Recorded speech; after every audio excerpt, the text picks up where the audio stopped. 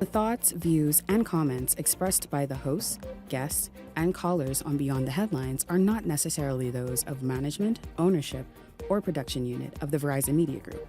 Beyond the Headlines is a production of ILTV Studios and cannot be reproduced or represented in part or entirety without express written permission of the Verizon Media Group. Beyond the Headlines is the intellectual property of the Verizon Media Group. Copyright 2021.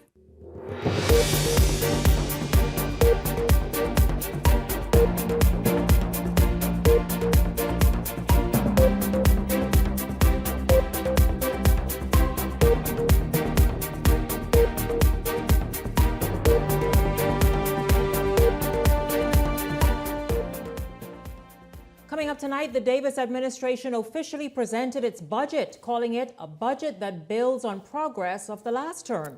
Tonight, what are some of the key areas this administration is focusing in on improving out of the gate? Not politician number one. Those were the name tags worn by the Free National Movement members in the House of Assembly today as Deputy Leader Shannon Dawn Cartwright led a protest outside Parliament to call attention and call out politician number one. Also tonight, the opposition weighs in on the budget. Does the FNM believe the initiatives on, for example, food security are sufficient, or politics? This is Beyond the Headlines. Good evening. I'm Shanique Miller. It's great to have you along this evening.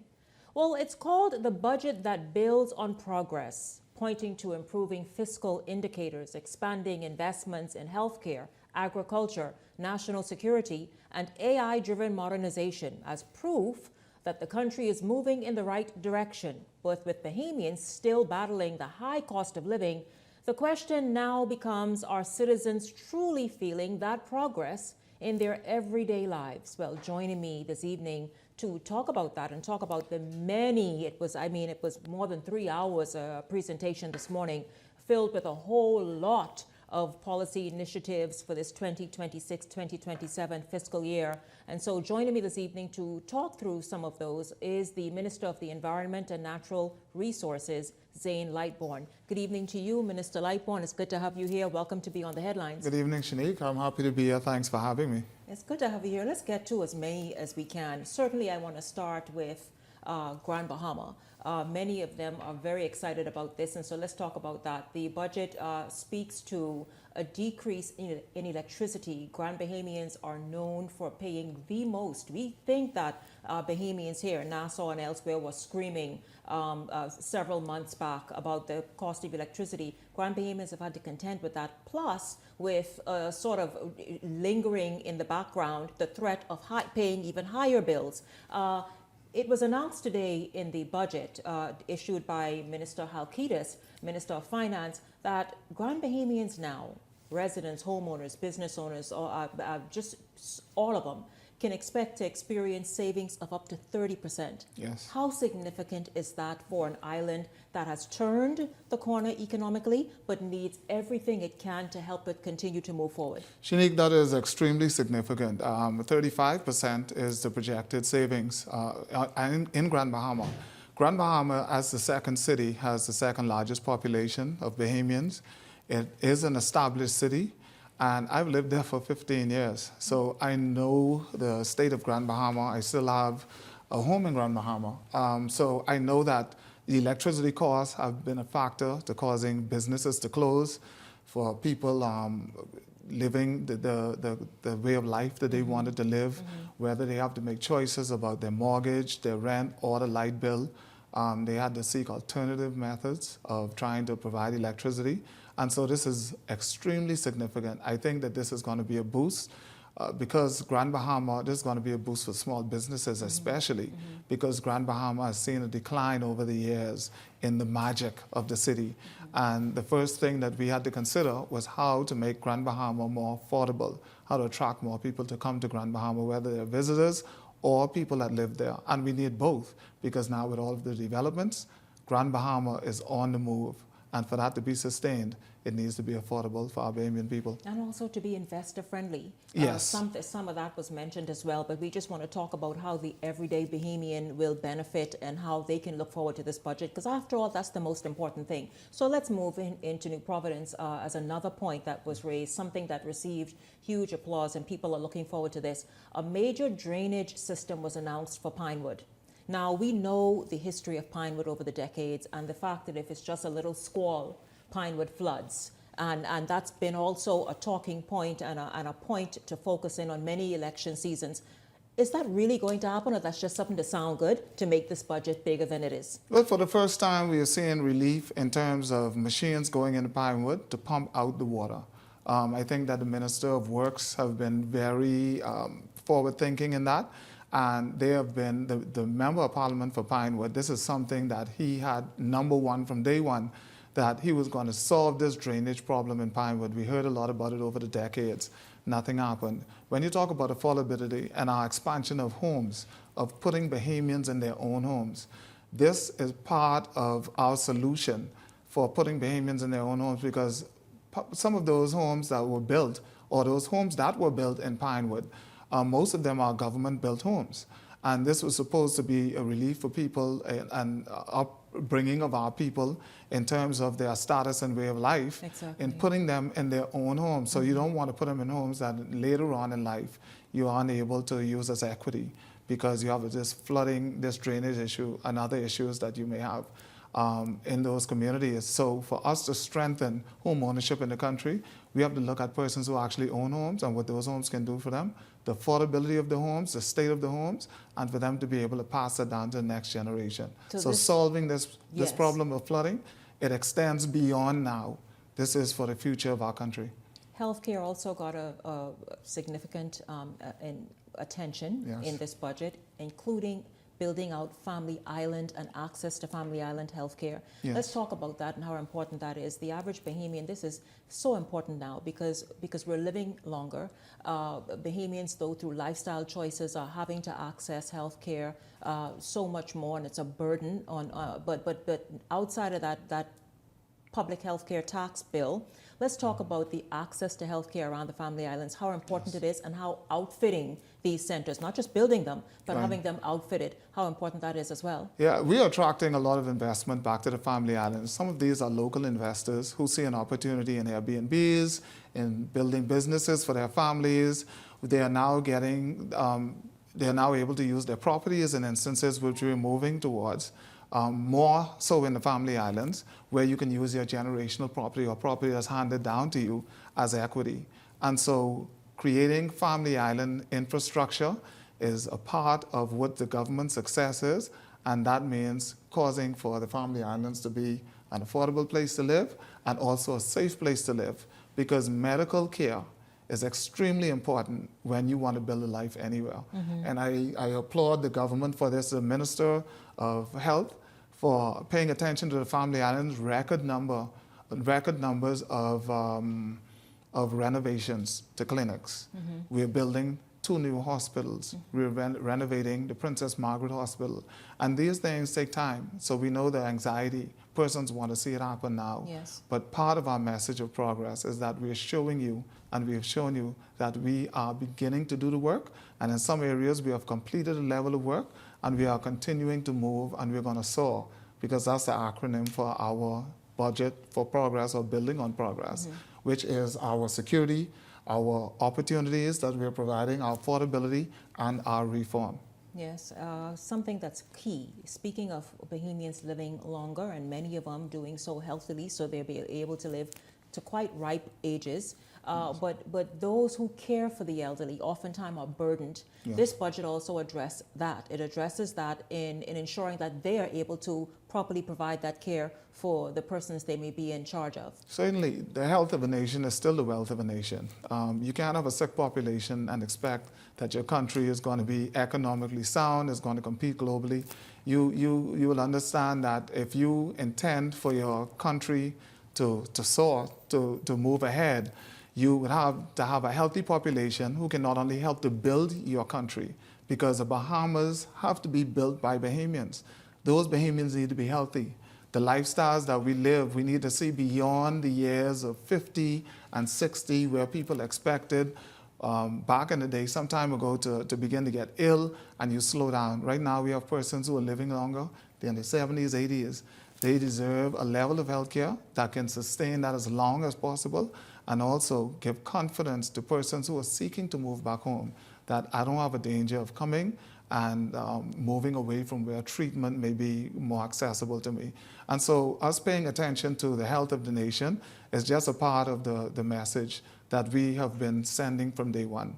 And that is something that we're going to continue to do. Find ways to improve the healthcare of this country, but the wellness component is even more so important. So this speaks to us getting the components of wellness in our country, Bahamians, food security, the style of eating, making sure that we can grow our own food, that we are sure is healthy, we know where it comes from. It comes from the earth, we know the process has been through, to cause that to be a part of our daily living, daily life, including the exercise component and causing a more healthy nation to help to build this nation continuously. That's why we are seeing record number of investments in Bahamians, because Bahamians are able to do more. Yes. You're not spending all your money on hospitals.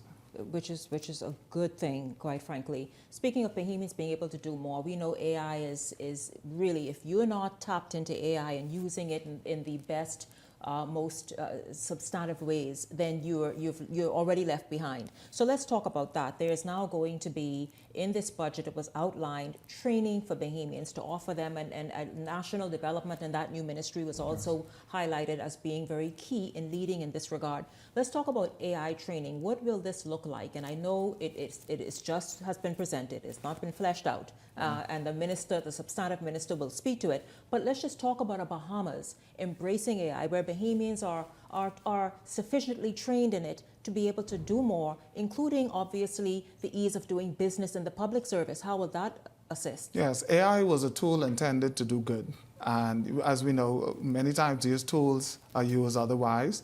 And we want to highlight the positive uses of AI and it helping us to expand our business opportunities for young people and how they do business, the ease of doing business, government being more responsive, making it easier for a person to apply for a single license through a single process and get from start to finish with that one application, or walking into an agency, a government agency, and being able to access all of your data and information without having to drive around and go here and there and everywhere else. So for us, this is a huge component. The world is being run by AI when it comes to medical health, because it's assisting in that avenue, is assisting in infrastructure and building in a safe way, because you can create AI in a way to cause you to build more safer when it comes to bridges, roads, more sustained buildings, environmentally sustainable aspects of using AI, and of course, education. With the new Polytechnic Institute that the Minister of Education under Glenn Santa Martin, when she started, now headed by the Honorable Chester Cooper, the Polytechnic Institute will have a component of AI training so that the ministries can work together with each other to cause our young people now to be properly trained in the responsible use of AI for good, for us to build a country rather than to tear each other down. Yes, absolutely. Now, other areas, of course, there were announcements on customs duty exemptions and lowering of customs duty. One area, reductions on household plastic items, paper goods, and sanitary products. A lot has been made on, you put VAT on this, you remove it. You put it on, you increase it, you do. Talk about that, where the average ordinary Bahamian needs to feel that experience in their pocketbooks to experience that savings. It's about affordability. So when we decreased VAT to 5% in food stores, and then we came back and we took it off all food, this was an effort to cause the cash register, when the person reaches the cash register, to be able to afford more. And that way they can see a better life for their family in other areas, because they can now afford to do other things with the money that they save. We're now moving towards a level of food security. We're now moving to a level of responsible living, where persons are considering more on, can I grow my own food? Can I afford what's in the food store? And can I now get more reduction in what and buying in the food stores. And so as we find ways, this is just the next creative way to cause persons to be able to afford more in the food stores. Yeah. And I think that without going too deep and causing it to be too technical to be understood in a way where you confuse people, in the simplest form, if we cause goods and services to be cheaper for our people and we begin to increase their salaries as we have done across the public service, I think that the cost of living will continue to be at a better place for our country, and Bahamians will continue to see a brighter future and to reach their full potential, especially when it comes to their dreams and aspirations. Those dreams and aspirations certainly include home ownership. The Ministry of Housing was pointedly mentioned, and its ongoing housing initiatives to get Bahamians in homes at the various levels they qualify. Talk about the announcement for continued construction in Grand Bahama, of course here in New Providence, and the Family Islands. How important is it to allow and to be able to assist as many Bahamians as is possible to get into homes, whether it's rent-to-owns, mortgages, all the levels? Like the minister said today, we're building them all over the place. We're building homes all over the place. This was a promise of this government. When we talked about reform, when we spoke about progress, home ownership was one of the biggest topics that came up because young persons want to know that after they go to college, more of them are being educated. They want to consider coming back home, but they don't want to live in their parents' house. I mean, that isn't the dream of any Bahamian I know. So home ownership is big, especially when you begin to get in your 30s, now even younger, because you're making your own money, you want to be able to afford to get into a home. And in many aspects, the private sector aren't building homes for affordable homes for a certain sector of persons in terms of their paycheck. And so the government has a responsibility to make life easier for citizens. And that's why home ownership is a reality with this government. We boast that we have built so many homes. The previous administration built none. And we are not comfortable that we have done enough. And that's why we're doing more. And so we're looking at the Family Islands. We're expanding investments on the Family Islands. That is causing more people to seek out the Family Island to go back home to live. But one factor that have to be considered when you talk about sending people back to their home island to live is that they have to have some place to carry their families, because most people aren't traveling back alone. And so you're not going to go and live or look to live in your parents' homes. You want to make sure that you have a way of life that's comparable to anywhere else in this region or anywhere else in the Bahamas. And home ownership is a big part of that, and it'll have to be done everywhere if we're serious about expanding every family island. We know that the nation appears to have been stripped of its ability to respond to emergencies like fire, like medical emergencies. It was announced that dozens of new fire trucks were also being purchased in this budget, and also that the Royal Bahamas Defense Force will have an addition to its fleet, or additions to its fleet, as well as upgraded vessels. Let's talk about the focus on national security and ensuring that the borders are safe, and of course that security on land is sufficiently bolstered. Sometimes there's a lot of talk boosted. About things that people can easily sensationalize or make a big deal of. We all care about border security and about whatever difficulties there may be at the immigration level of our country. And so strengthening the borders is part of the mandate of this building on progress, based on the fact that we have already set records in repatriation numbers.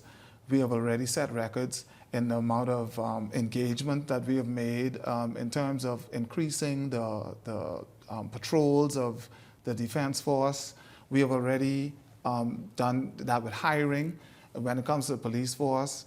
When you talk about security, we are looking at, of course, causing fire safety by this record number of fire trucks that we're going to, I think we promised 25 in this budget. Certainly, the East needs a fire. We have a fire station, and we always have to wait because of traffic and everything else for a fire truck to reach in the area. And so now that we have the housing there, one of these fire trucks I know will come to the Yamacraw constituency for the entire eastern area. Yes, so well, I'm pushing, and this is one of the things that we would have spoken about. So in addition to security, the safety and security of your home is paramount.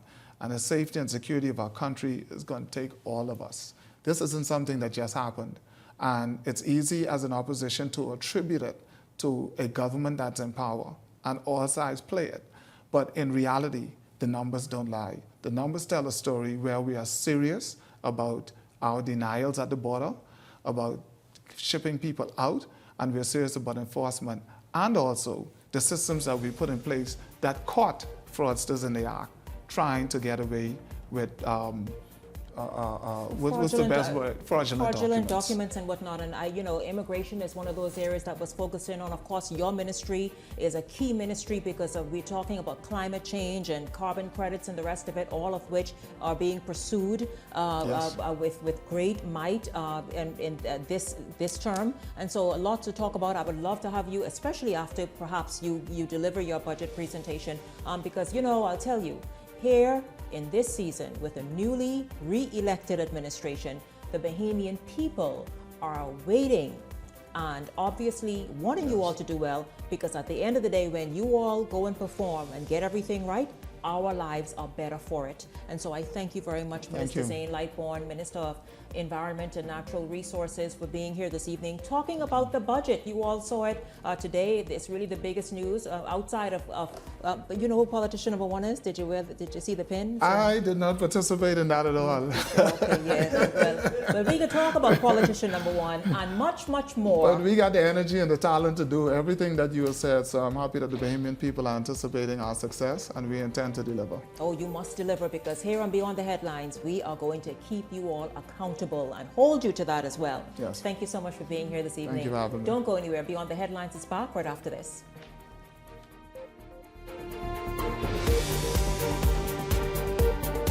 Hey, it's your boy Charlie Bahama here at Superwash, Superwash's newest spokesmodel. And I'm here to tell you about Superwash's large capacity washers and dryers for all your big loads. I know I see that Charlie Banana coming here just now.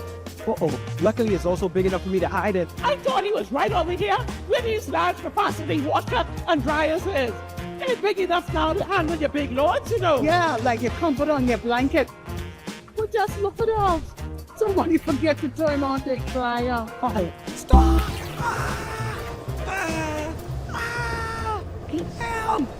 You hear something? Yeah, that's the sound of clean. Superwash washes you, presses you, and entertains you 24/7. Comfort Suites Paradise Island is the best kept secret in the Bahamas.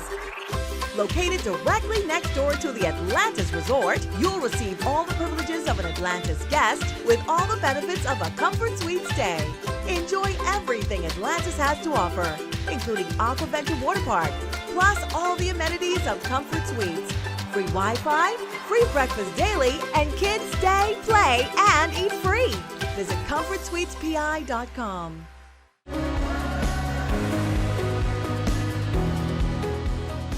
Here at CBS Bahamas and the CBS Pro Store, we believe in our prices. That's why we offer our price match guarantee.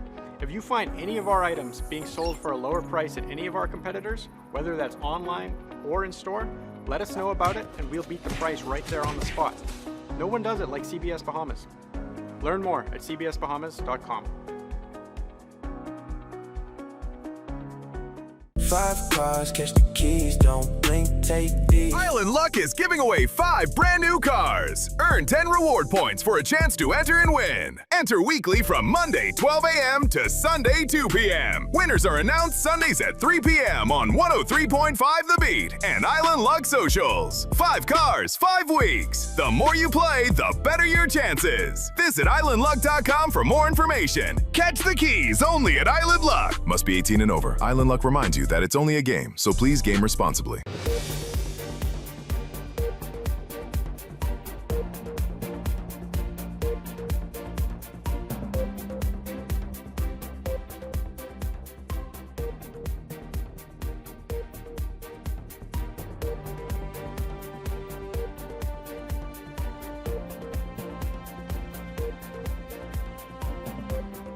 Welcome back to Beyond the Headlines. It's great to have you all tuned in this evening. We are going to jump right in now. You heard the official response and explanation and further explaining of just a few of what was announced today during the budget communication presented in the House of Assembly this morning. But now we are going to hear how the opposition feels and what the opposition thinks of the budget. Joining me this evening via Zoom is Ruben Raming.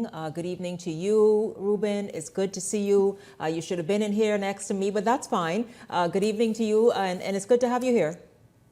Hey, good evening, Shanique, and good evening, everybody. It's good to be here. I watched your interview. It was very informative. Yes, yeah. What are your thoughts overall? Well, obviously, we can't get to every single thing that was just discussed and announced today, or even right here this evening. But overall, your thoughts before we get to some one or two things. But budgets on the whole is a very, very interesting thing. I've went through at least 9 of them myself in my time in the upper and the lower house. It is the most important legislative piece of agenda for the country and each cycle, so much so that it carries with it the potential to even derail the prime ministership, because there's a point where you have a vote of no confidence. It's a point in time that the government get the kind of confidence it needs to drive forward. And especially when you have a budget that comes right on the tail of an election as this one has, then it's very, very critical that as much as possible that the administration outline and capture hearts and mind and bring stability to the country by bringing hope and faith. And so this budget statement that was presented across the day is very, very important. And actually also too, Shanique, in light of all of the controversy surrounding it, a budget could also be perceived as a time to wag the dog, per se, to create a positive, to hopefully to eliminate the negatives out there. Mm-hmm. But every budget is truth and sleight of hand. And the devil is in the details. And it's the job of the opposition constitutionally to not only dissect it, but to ensure that there's clarity brought to it, that subterfuge and any kind of misrepresentations are pointed out. But at the end of the day, the government will have their way, but the opposition must have their say. Yes, absolutely. I know an area that you are paying particular attention to. We discussed it even here when you were on the show. Pinewood. An announcement was made that there's going to be a drainage system to bring a more permanent relief to Pinewood and those residents who time and time again have to suffer, whether it's a light squall or heavy rains or even some hurricane, that type thing with flooding. Your thoughts on what that announcement says and the goal to bring relief to Pinewood? I spent a lot of time working with the people at Public Works to design a program that they could actually live for. And I told them that, listen here, it is your job to design a program that you can endorse. It's my job to argue for the money, which I did. And the budget debate, when I even made the pledge, I will not support any budget that excludes Pinewood. That being said, I've been following it and watching for the last 3 years. I know that the current administration had adopted those same plans, and then they pledged to pump $20 million into it. I don't believe in making politics out of such a critical issue, but I was concerned that if the money was there and I know the plans were there, what was taking so long? Because I clearly know that with the monies that I was able to get, that it would have been in the ground in September had the election not been called. Mm-hmm. Nonetheless, I had been following it with Miles LaRota. He said there are contracts that would have been signed, et cetera, et cetera. And the $20 million that will be allotted. But many times I listen to it and I'm wondering if it's $20 million going into Pinewood or is a drainage solution throughout New Providence. That will be seen. So we're looking forward to it. What I want to stress to people is exactly what I said in the House when I spoke about it myself, that fixing the drainage issue is in the public interest because it is one of the wisest and most beneficial investment that the government could do. Yes. If you inject $20 million into even 10 at that time, into fixing the drainage system, you would accrue over $90 million in value in the homes. Can I give you an example? Most of the homes in Pinewood, when you look at them listing in there, you see them listed for pennies, simply because why? The stigma of the flood proneness of the environment. Mm-hmm. If you address it, without fixing a house, without weeding a yard, without adding a coat of paint, the value of those houses go up by thousands of dollars. So getting this right and fixing that drainage issue once and for all immediately empowers every homeowner in Pinewood Gardens. immediately, and this is why I refuse to play games, that immediately, this is the best money government could spend. You hear me? I've seen them waste millions of dollars on Star Academy, on Village Road, the old Bahamas Academy, $30 million without a lease agreement. Man, I tell them, pump this money into there and you will see tangible value in all of those homes in Bahamian pockets without doing a single thing else. Now, the official response from the opposition, Ruben, is that, listen, progress where? Point and wheel whistle, or whistle wheel point. I don't know how the saying goes. But so is the F&M concerned mainly, you think, that the government is focusing too heavily on headline-making announcements and not enough meat on delivery and execution? Many times I think they focus too much on politics. And it is to focus on politics when it should be focused on nation building is what caused us to have the problem. Let's look at this, for example. We see how we got where we are with BPL right now. You can actually track this back to the time of Bradley Roberts' chairmanship, when BEC at that time was in the green. And they politically adjust the rates to make it seem like they're bringing the electricity down, and then it spiraled BEC at that time into the red, and it had been in the red ever since. Then I look at the purchase of the Grand Bahama Power Company and the immediate claim, oh, we're going to give 37%, now I'm hearing 30% and less, yes, reduction in your electricity. Think about this. You just purchased a company that was begging ERCA for an increase because they needed to do what they need to do. Yes. A company that once you purchase it, you're going to have to jack about $80 million and upgrading it. And immediately the first thing you can do is give a discount? So it seems to me like you doubt the residents of Grand Bahama will experience the savings in their electricity anytime soon? It's not even doubting, I catch exactly what you say, it's not even doubting the residents of Grand Bahamas will experience a savings or not. It's just that, how does this make sense that I could come and purchase a company on day one for its maximum value and borrow $80 million to be able to now upgrade it, and at the same time offer 30% discount and keep this thing functional where it won't become a national disaster? Very interesting. Well, Ruben, while you put that and rest that neatly right where you rested it tonight, I want to go back to Pinewood because I love when my viewers participate as well. So here's a question for you from a viewer. What is your view on whether or not the Pinewood drainage will actually happen? My view is very simple, and I said it before and I say it again. Listen here, we have built dams to hold back river. We have done great things. It is fixable, it is doable. I don't care how it's done. As long as it's done, I'm happy. I will celebrate anyone who does it because the people need it. And unless you live it, you would not appreciate it. I know what it is to get up in the middle of the night, step out of my bed and find water up to my knee, and thank God that the power cut off when the water was just at the level of the plugs and the electrical outlets, and my children were sleeping. It's not a game. So quite frankly, listen, all I want is to see it done, and I will be on the backstage giving whoever and God the glory for it being done. But stop making excuses. We waste millions on everything else instead of putting it in the right places many times where it could work. So it can be done, and if the money is there to be done, well, you have my blessings to do it, and let's do it swiftly. Let's do it swiftly. And now let's look at healthcare. Healthcare, the government plans on continuing. You heard Minister Lightbourne here just a short while ago talking about that expansion on healthcare nationwide. The specialty hospital, the build out of health centers in New Providence and around the country. Now, let's just talk about the real issues that exist though. Staffing shortages. Our healthcare professionals continue to be attracted elsewhere for many reasons. Then the hospital upgrades and the outfitting of them with equipment and medicine, etc. How does the opposition assess the government's handling of healthcare and its ability to meet those needs in these newly built out healthcare centers?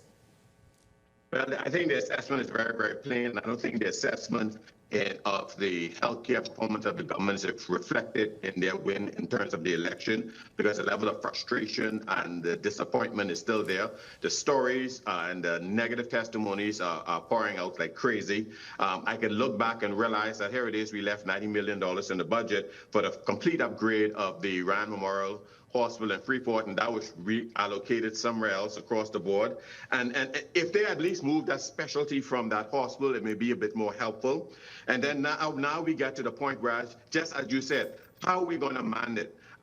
Yes, we have seen work done in terms of expanding courses for nursing. We see even the Baptist College has launched a nursing school and other things. But I think they could, if they put politics aside and look at it in a bipartisan way, the opposition had some wonderful ideas to further incentivize nurses to want to stay home and not take the golden package that the U.S. and other countries are offering to snatch them away, including ways in which to help them have special access to their own homes and other things. And I have not heard that yet. Right now, I don't know if they overcome the challenge of even just paying them the money that they owe us yet.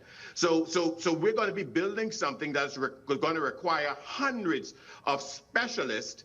And the only thing we can do, and wow, you know, it's interesting, Shanique, because in their thing, I think they said in immigration that they're going to decrease immigration fees for healthcare immigrations related to healthcare or home care. You think that's going to help with the hospital? Is that the intent?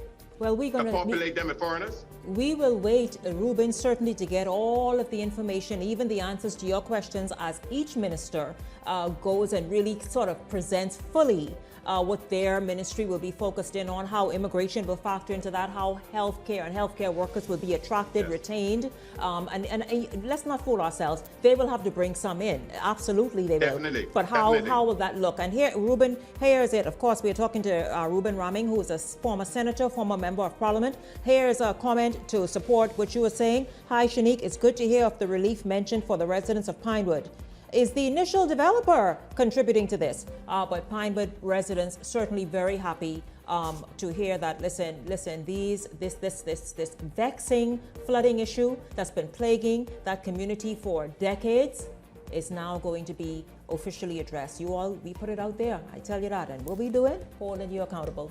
I thank you very much, former senator, former member of parliament, Ruben Raming. Thank you so much for joining me here this evening on Beyond the Headlines. Thank you. Thank you. Good night. Have a great evening. Yes, sir. When we come back, we're going to hear some opinions about it. And then, Justin, please give me the SOTs, if only the SOTs, where we hear FNM Deputy Shannon Dawn Cartwright saying, who is politician number one? That he led a protest outside Parliament today to talk about that. Beyond the Headlines is backward after this. Wealth should not only belong to a select few. At Investar, we believe the door should be open to everyone. We provide options for planning a better future.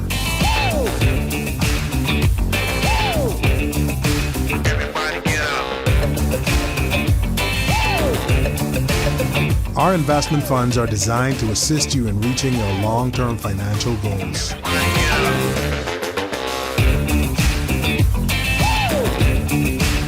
Let us show you how.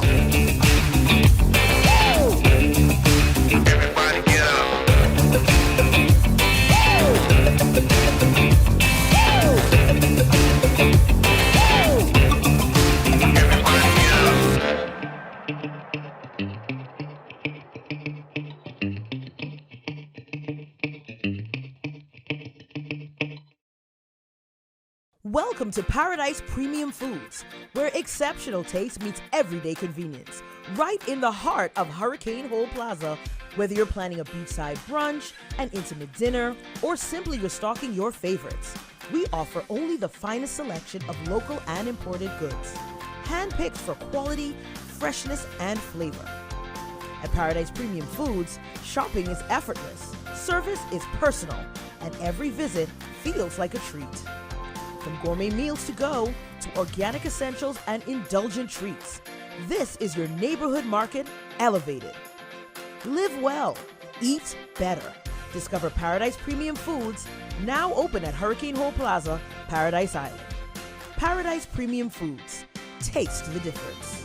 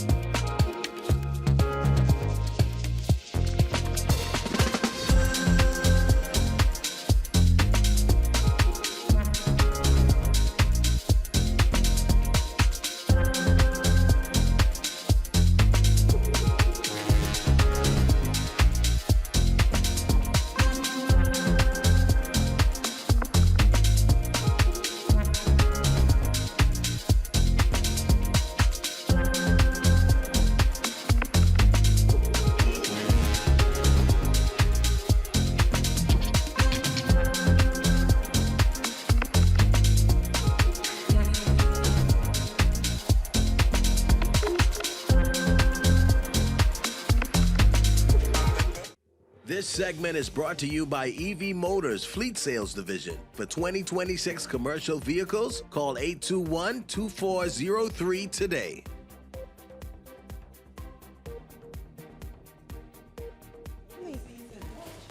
Welcome back to Beyond the Headlines. It's good to have you all tuned in. We're going to jump right in. We have a good amount of time left and a lot to do. So let's get right to it. I'd like to bring in now the panelists, tonight panelists into the show. Cassius Stewart, good evening to you. And Peggy Candace, good evening to you as well. Good to have you both here. I want to ask you both, let's just jump right in. What is perhaps the most promising thing you've heard, something that brings about hope and to say, whoa, this administration, okay, we see you. Do what you need to do because this brings great hope to the nation. What is that one thing that you heard today that you're looking forward to most, just sort of developing and being tangibly felt? Good evening, Shanique. Thank you so much for having me. Good evening, Bahamas. I think there's so many, but I'm going to pick this one. The cost of living release and social equity. Extending that relief for first-time homeowners to include multiplex where at least one unit is occupied by the owner. I think that will be great for Bahamians who want to be homeowners, who want to also have income coming in from their property. And I think this shows that this administration has been listening to you and has made the necessary arrangements, or going to make the necessary arrangements to make sure you benefit from being Bahamian. I've listened to the 25 budgets, and I don't get excited about anything they say initially. We have to wait and see how it pans out because a lot of the promises, sometimes we struggle to get through them. Some of them don't ever come past because, of course, the government is now putting together their vision and what they project to happen. And so right now, I don't think it's time to get excited. I think it's time now to wait and see what is going to happen for what they say. Some of the things that they are projecting, the issue of relieving the stress on the poor people, it's not at the grocery, it's not at the VAT level.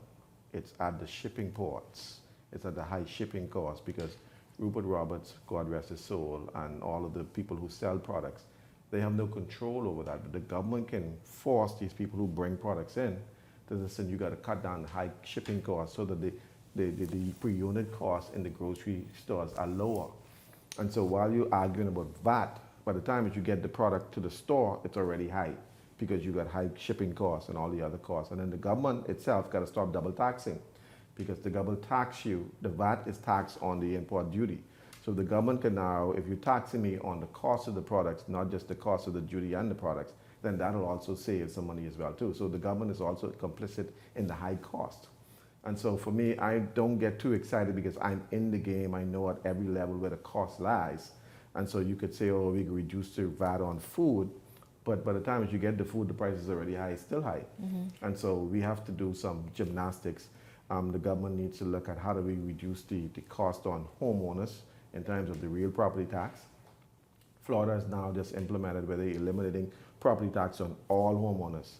You know, in other words, now you can outrightly own your home. In other words, you spent 30 years paying the bank mortgage, and now you got to pay the rest of your life to the government. So you don't really own the home. And so we need to now say that once you meet your obligations with the bank, there's no real property tax for you because this is your home. But if you have investment properties, commercial properties, you pay on those. Right. But once you live in this home, there's no real property. So these are real tangible things the government could be doing. But what they do is they massage you and feel you up lightly and make you feel good. But I want solid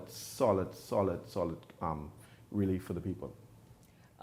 You mentioned about real property tax, the announcement that for first-time homeowners, and Peggy, that's a great point you raised, because when I heard it, I'm like, this is excellent. So you're pushing for people to invest and become real estate investors and owners, Yes. and develop that portfolio while you live in some, and you I mean, as many as you want, I guess, when it comes to duplexes, you have, and you build like that. But the $600,000 home ownership for Exemption. first-time homeowners exemption, VAT exemption, people are saying, well, that's excellent, but that is for, you know who qualifies in that? The middle class and the upper middle class. What about the working class? How could they get in? I'm wondering if this is where the Ministry of Housing comes in, and with their different tiers of possible home ownership. I had a big argument with the government on this when I was purchasing my first home. Of course, it's up to. And so even if your house is $700,000, you don't get it because you're over the 500,000. It was 500, and I think they jumped it to 600,000. Really and truly, if you want to give savings to people, Shanique worked hard. She went to school. She want to live in a nice home. If it's a first home, whether it's $5 or $5 million, give it a friggin' exemption. Why it have to be up to? If you $1 over, you don't get it. And so what we were arguing with them is that if it's up to, then they charge me on the difference. So if my house is $700,000, they charge me on the $200,000. But because you're over, you don't get no exemptions. And so what they want to do is that we will reward you for living in a clapboard home, but if you buy a nice home, we still punish you. Well, I don't know much 600,000 clapboard home. Because I was about to say, if you can afford a $600,000 home, that's basically $1 million. Then you ought to be. $600,000 ain't much. You ought to be able to be taxed a little bit. That ain't much of a home. I mean, really and truly, when you look at homes for I mean, if you really want to live in the inner city, that's another story. But if you go anywhere on the outskirts in the west or the east, the property alone is $300,000. You bet right. I understand what you're saying, but I don't want the benefit to homeowners or to be discouraged. And what I want to say to government, just as Minister Lightburn said a few minutes ago, given an excellent informed interview, I think many of you should come out and explain these things instead of having other persons interpret them on your behalf. Communication is key, and I said it over and over. If you fail to communicate, you will fail. And so come out, explain these things to us, whether it's up to $600,000, and if you go a penny over, $601. Yeah, come. Pay. Because I had to do it. So I had to do it. Yeah, but come and explain to us that this is what you're saying, and this budget debate, and reassure. I still say though, or confirm. somebody who can afford to purchase, build a $600,000 home is in a different tax category. But Shanique, here's my issue, right? First time, yeah, but this is my struggle I have with life. Yes. This is my struggle I have with governments. Why do you penalize people for being successful? For being successful. I mean, you tell us go to school. They're trying to say everybody must pay their way. Yeah. You tell us to do this, and when we do it, you punish us. But the people who ain't doing nothing with their life, you reward them. Getting the benefits. I don't understand that. Getting the benefits. Do not turn this into a socialist state. Do not turn this to Bahamas. I don't think. Let hard work prevail. Go ahead, Peggy. I don't think this budget is represented in that topic. No, but it is. Let's move on. Let's move on because we have a lot more to get to. Let's move on. Members of the opposition, all war tied, stating not politician number one. Thoughts? You know, Shanique, the Trump administration just released the alien files. And, right now... Are there aliens? Yeah, apparently there have been aliens. And now they are saying that aliens has infiltrated the governments around the world. So I was wondering who in the Bahamas parliament is aliens. And now I saw the thing today and I figure, okay, to come up with some Can't say you're joking or not. I'll tell you the truth. The Trump administration released the alien files. I remember he was evasive when he was asked about it a couple of weeks ago. Yes, there are sightings of UFOs all over the world that the Pentagon has just released. So apparently the aliens have been here. They've been here a long time. Now, if they've been here, I mean, they ain't really bother me, but they say they infiltrated governments. I want to know who in which government in which the Bahamas is an alien. And then when you walk in here with, I'm politician, who's advised these people? I mean, the aliens has advised them because that's the dumbest thing to do. You can't do that, F&M. You just come to an election First day on the job. The first day on the job. Stupidness. Don't come with dumbness. I mean, I don't know who's advised you all. Is it dumbness or did they achieve their objective? Because we're talking about it tonight. No, they're not. We talk about listen. We talk about how dumb it is. Dumbness is like any behavior, bad behavior. As long as you get attention. It's the reason why the people rejected you. And the way you behave today is one of the reasons you're outside Parliament screaming, you wearing tags. Nobody's taking you serious. Somebody messaged me, say, they look like they're all going crazy. Is this more of politics? These are the stuff that I was messaged today. Nobody takes that serious. On the first day of the job, you show up doing nonsense. You fired yourself today because nobody is doing serious. If you continue, and this day one, if you continue, we will be a country without opposition. So who do you think the aliens are in Parliament? Don't ask me that kind of question. They say the aliens. They say the aliens been here. Who do you think the aliens are in the Bahamian Parliament? I don't in the Bahamian Parliament. maybe all 41. Listen, by the way, here's F&M deputy outside Parliament today during that 41 protest. aliens. Politician number one is sitting right up there in the People's House. So we're asking the Prime Minister that he is duty bound. He is duty bound on behalf of our country, on behalf of the Bahamian people, to stop this reputational damage to the Commonwealth of the Bahamas and to the Bahamian people. The Bahamian people want to know who is politician number one. This cuts at the heart of our democracy, and every day, every session that the government does not give answers, it will continue to leak confidence from this government and continue to call into question this institution. But even that particular person in and of themselves owes a duty to the Bahamian people, knowing what allegedly occurred, but knowing within themselves that they may very well be that politician number one, should not have a day of peace in this House of Assembly. You all, there's Heather Hunt saying that politician number one, who everybody seemed to know, and I think names were called, and C sent out a statement, and I think even Mitchell, PLP Chairman Fred Mitchell, in the news you all saw at 7 o'clock, addressed this. But your thoughts on what they say? Listen, politician number one ain't got no place in the House of Assembly. Get out. But the people tell them they ain't got no place. That's why they standing outside the House of Assembly. The rejects, the people reject you. They say you don't have any place in the House of Assembly because you didn't convince them that you were ready to govern. And if you are serious, go to the U.S. Embassy and ask them for the information. Go protest and wear your little thing on your shoulder out there and say, we want to know, citizens of this country wants to know who is the parliamentarian who has been making deals in our House of Assembly.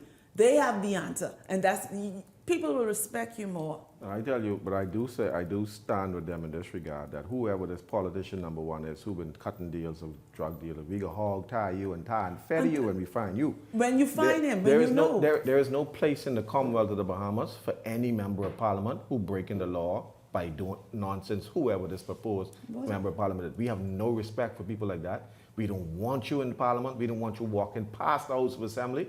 And so, so I stand with them in that regard because I don't tolerate nonsense.